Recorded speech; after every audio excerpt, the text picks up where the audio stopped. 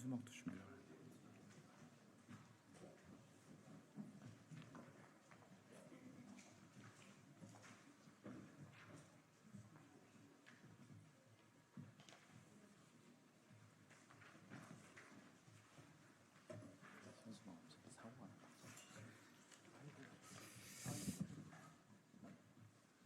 예, 시간이 돼서 오늘 준비한 기자회견 진행하도록 하겠습니다.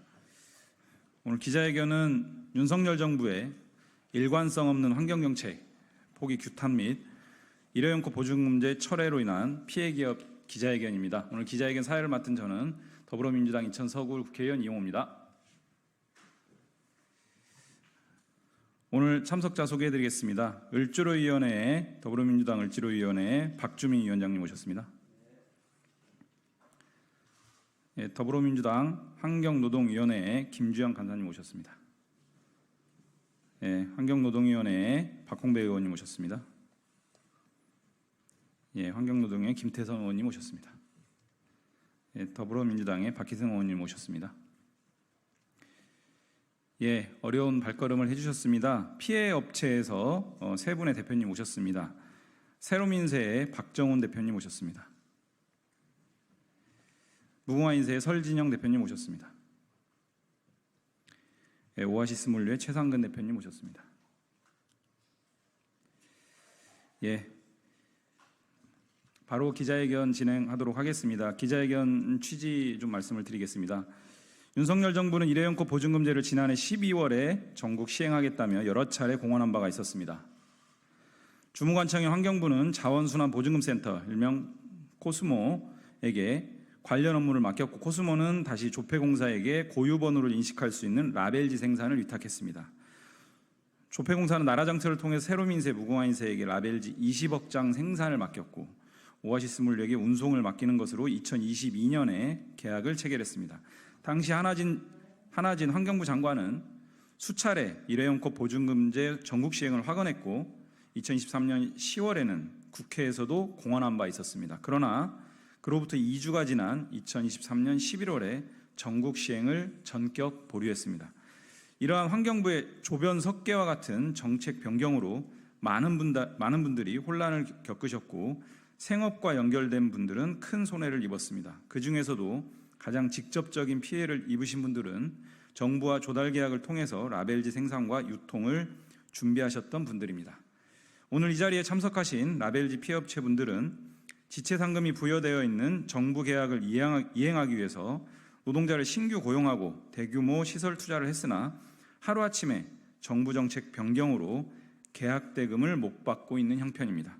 이에 더불어민주당 환경노동위원회와 을지로위원회 위원들은 윤석열 정부의 변덕스러운 정책 변경으로 인한 피해를 확인하고 이분들의 피해 회복을 위한 정부의 전향적인 태도를 촉구하며 일회용품 관련 규제를 재수립하고 일관된 환경정책을 추진할 것을 촉구하기 위해서 이 자리에 모였습니다.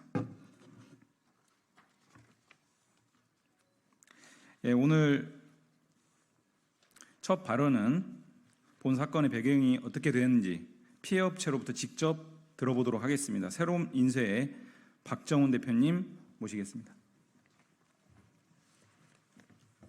안녕하십니까, 박정훈입니다. 저희가 처음 조폐공사하고 이 사업에 대해서 조달 사업 계약을 맺고 22년 4월이었습니다. 저희는 이 사업을 따서 많은 인원과 설비를 투자하고 조폐공사에서는 그러면서 6개월이 연장된 후에도 정부에서 법으로 시행하는 사업이니 이 사업은 변함없이 시행한다. 걱정하지 말고 기다려라. 그 이후로 선도 사업으로 세종과 제주로 바뀌면서 이 사업이 축소됐을 때도 저희는 이 사업에 더 이상의 계약이 이대로 가서는 안 되고 계약 변경을 요청했습니다.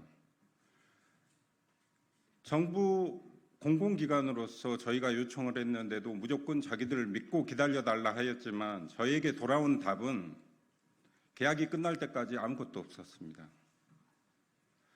저희는 공공기관을 믿고 이 시설과 장비들을 투자하고 인력을 투자하고 자금을 투자하였지만 저희에게 돌아오는 건 아무 답도 없고 단지 공공기관인 조폐공사와 코스모는 저희에게 이렇게 말했습니다. 자기들이 보상을 해줄 수는 없다. 보상을 해주면 국정감사에 문제가 되기 때문에 자기들은 보상을 해줄 수 없다. 민간인 저희만 투자하고 저희만 피해보는 이 구조가 이렇게 돼버렸습니다. 지금이라도 환경부와 조폐공사는 책임있는 자세를 보여서 저희 피해 업체가 더 이상 더 피해가 가지 않게 조속히 저희에게 해결해 줄 수 있는 방안을 제시해 주셨으면 감사하겠습니다. 이상입니다.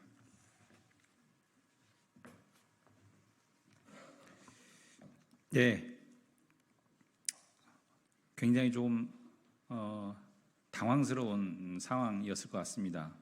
문제가 해결되고 있지 않은 지금까지도 굉장히 좀 어려움을 많이 겪고 있고 저희가 보기에도 매우 비상식적인 정부의 행태로 인해서 억울한 피해를 보고 있는 업체들을 대표해서 말씀을 주셨습니다. 이어서 더불어민주당을 지키는 민생실천위원회 위원장이신 박주민 위원장님 말씀을 듣도록 하겠습니다. 올해 초 그리고 작년 말에 정부가 이렇게 일방적으로 일회용품 사용 규제에 관련된 정책을 변경하면서 피해를 입은 분들을 저희 을지로위원회가 그 피해에 대한 보상이나 이런 것들을 받으실 수 있도록 움직였던 일이 있습니다. 그때 그때는 이제 종이빨대들이 문제가 됐었는데요. 종이빨대를 정부 시책을 믿고 막 생산해 놓으신 거예요. 근데 갑자기 정책이 바뀌면서 종이빨대를 생산해 놓은 종이빨대를 어떻게 유통도 안 되고 판매도 할 수 없는 그런 상황이 돼버린 겁니다. 그래서 그때 저희가 그 업체 대표분들과 같이 기자회견도 하고 했었고 그때 기자회견장에서 업체분들이 종이빨대를 땅에 이제 버리는 그런 퍼포먼스를 했었던 것이 기억납니다. 오늘 오신 분들도 똑같습니다. 정부의 정책을 믿었습니다. 그리고 그것을 제대로 실행하기 위해서 여러 가지 투자를 하고 준비를 했다가 지금 피해를 입으신 겁니다. 당연히 그 부분에 대해서 국가가 보상을 해야 된다고 생각합니다. 더 이상 정부는 무책임하게 행동하지 말고 신속하게 정부의 정책을 믿었던 이분들의 피해를 보상해 줄 것을 강력하게 요구합니다. 이상입니다. 예, 말씀 잘 들었습니다. 예, 마지막으로 오늘 준비한 기자회견문 낭독을 하도록 하겠습니다. 더불어민주당 김주영 의원님, 박홍배 의원님, 김태선 의원님, 박희승 의원님 네 분 모시고 순서대로 낭독 듣도록 하겠습니다. 윤석열 정부의 환경정책 포기 규탄 및 일회용컵 보존검제 철회 피해 기업 기자회견문을 낭독하도록 하겠습니다. 윤석열 정부는 일회용품 규제 정책의 일환으로 일회용컵 보존금 제도 시행을 예고했다가 지난해 11월 전격 철회했다. 일부 지역에서 시범 사업을 시행하는 등 오랜 동안 준비를 해온 제도를 하루아침에 백지화시키면서 일선에는 큰 혼란이 벌어졌다. 특히 일회용컵 보존금 회수를 위한 라벨지 생산과 유통을 맡은 업체는 큰 손해를 입게 되었다. 이에 더불어민주당 환경노동위원회 위원과 을지키는 민생실천위원회 일동은 환경정책을 포기하고 일회용컵 보존금제 철회로 중소기업에 손해를 끼친 윤석열 정부를 강력히 규탄한다. 정부는 이들 피해 기업의 손해를 신속히 보상해야 할 것이며 아직 드러나지 않은 손해를 전부 조사하고 일회용품 축소를 위한 일관된 환경정책을 펼칠 것을 촉구한다.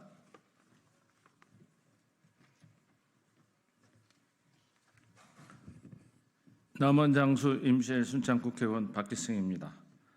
최근 주식회사 세롬, 주식회사 무궁화 L&B, 오아시스 물류 주식회사 이하 라벨지 피해 기업은 각각 조폐공사를 상대로 총 75억 원의 손해배상 청구 소송을 제기했다. 앞서 환경부는 2023년 12월 일회용컵 보증금제 전국 시행을 위해 보증금 납부와 회수를 위한 특수 라벨지 생산과 배송 사업 관련 업무를 자원순환보증금관리센터 이하 코스모에게 맡겼다. 이후 코스모는 2021년 10월에 조폐공사와 협약을 맺어서 고유번호를 인식할 수 있는 라벨지 생산을 위탁했고 조폐공사는 2022년 4월 정부 입찰을 통해 라벨지 20억 장 생산을 세룸 인쇄와 무궁화 인쇄, 배송을 오아시스 물류에 맡겼다. 각 기업들은 2022년 6월 납기일을 맞추기에 대출을 받아 설비에 투자하고 신규 직원까지 채용했다. 그러나 납기일이 가까워져 올수록 전국 시행 여부가 불확실하다는 언론 보도가 잇따랐다. 라벨지 피해 기업들은 조폐공사의 계약이 변경되는지 문의했으나 조폐공사는 본래의 계약대로 진행하라며 추후 손해에 대해서는 보상을 해주겠다고 대답했다. 더욱이 한화진 환경부 장관은 2023년 10월 23일 국정감사에서 일회용품 보증금제 포기한 바 없다라며 제도 시행을 확인했다.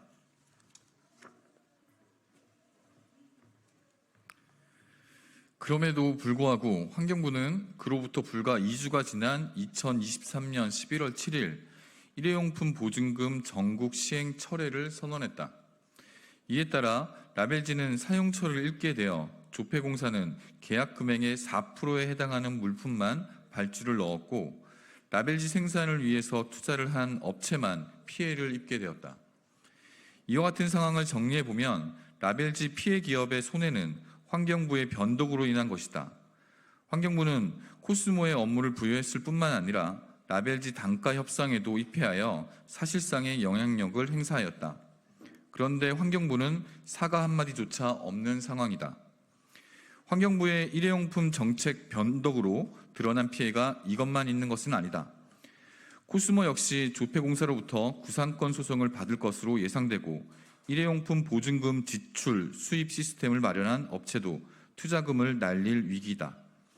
종이빨대를 생산한 업체와 이를 미리 구비한 소상공인들의 손해를 입었다.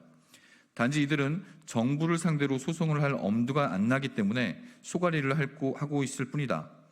이 모든 피해가 환경부의 정책을 신뢰했기 때문에 벌어진 일이라 더욱 심각하다.